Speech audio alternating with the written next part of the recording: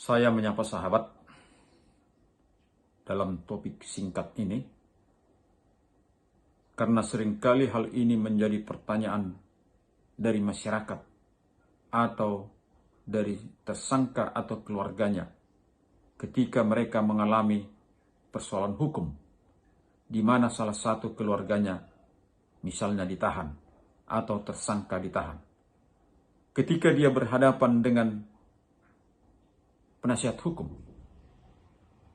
dia akan menanyakan apa yang menjadi ketentuan dan batasan lamanya penahanan itu dilakukan terhadapnya.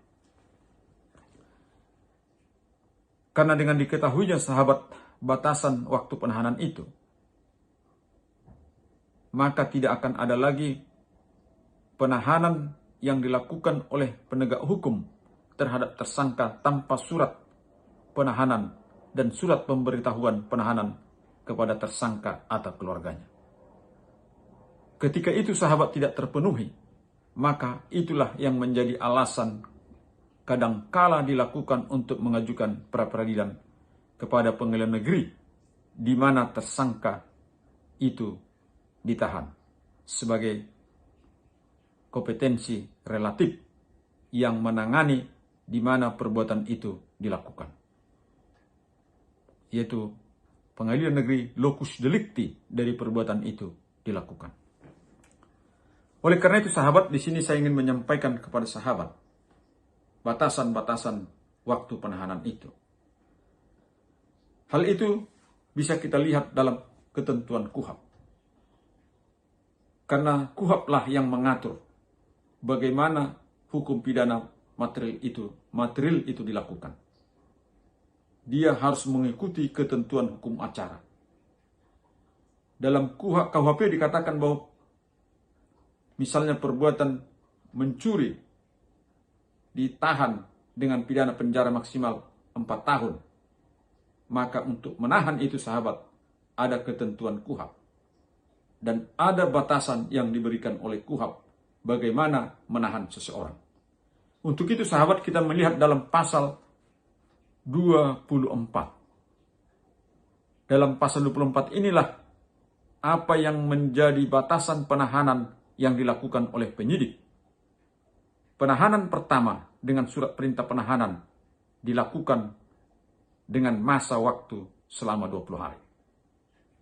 Kemudian dapat diperpanjang selama 40 hari.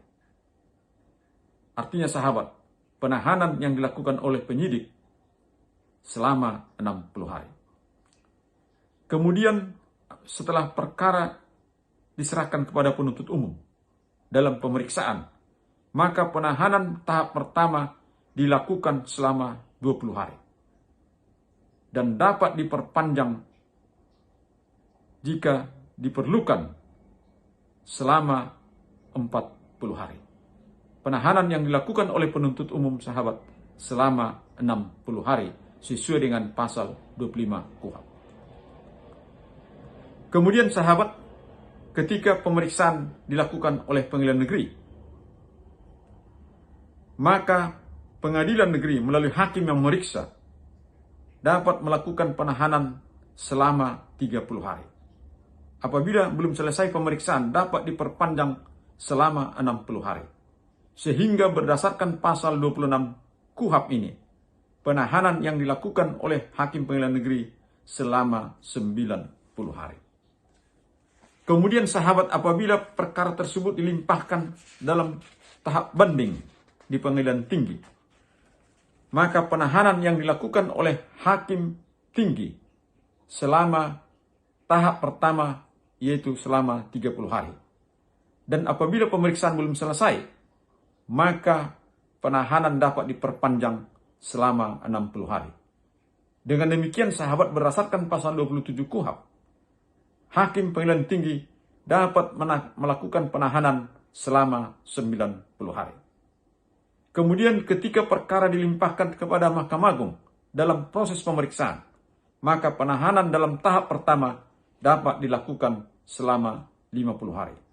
Dan apabila dalam masa pemeriksaan hakim pengadilan tinggi belum selesai, dapat diperpanjang selama 60 hari. Dengan demikian berdasarkan pasal 28 KUHP ini sahabat, maka penahanan dapat dilakukan selama 110 hari. Dan apabila sampai tahap ini sahabat, pemeriksaan terhadap tersangka itu maupun statusnya menjadi terdakwa belum selesai, sesuai dengan ketentuan penahanan sampai tahap Mahkamah Agung belum selesai, maka tersangka atau terdakwa dapat dibebaskan dalam beberapa waktu dari tahanan sampai ada putusan yang berkekuatan hukum tetap, apakah dalam tahap PK.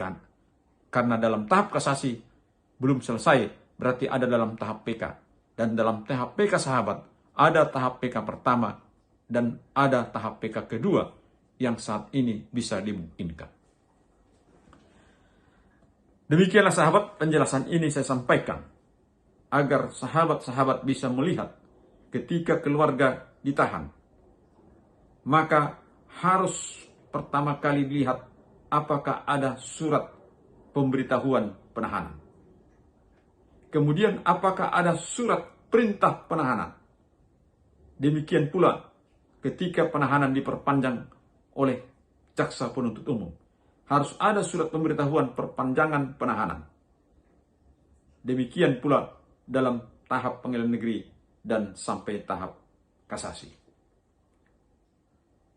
Agar sahabat mengetahuinya, karena ketika sahabat mengetahuinya, maka sahabat akan terlindungi hak asasi hukumnya. Karena ketika seseorang, maka dia mempunyai hak asasi. Hak asasinya itulah yang ditentukan dalam KUHP ini, yang tidak boleh dilanggar atau diabaikan oleh penegak hukum.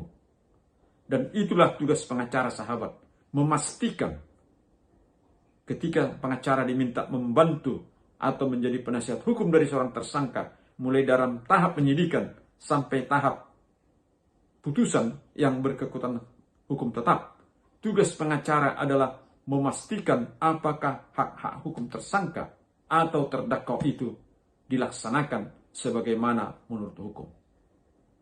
Artinya sahabat, kita tidak membela kejahatan, tetapi membela keadilan, kepastian hukum, dan kemaslahatan hukum itu. Apakah melindungi hak-hak dari tersangka atau terdakwa sebagaimana yang telah ditentukan berdasarkan Kitab Undang-Undang Hukum Acara Pidana. Dan apakah penerapan itu dapat dilakukan